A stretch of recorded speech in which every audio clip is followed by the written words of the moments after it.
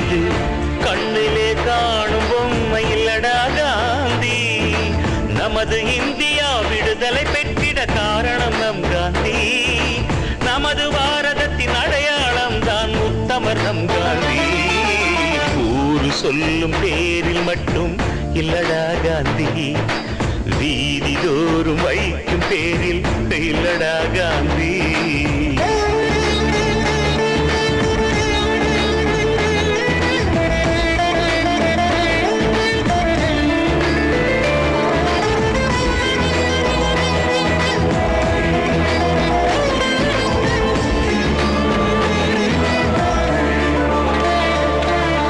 ராமநாமமே அவர் கீதை, அன்பு மார்க்கமே அவர் பாதை.